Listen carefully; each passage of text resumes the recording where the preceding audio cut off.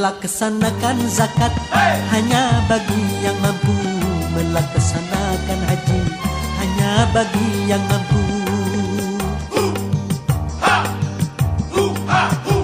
Mengerjakan sembahyang tidak usah membayar, mengerjakan puasa tidak usah membayar.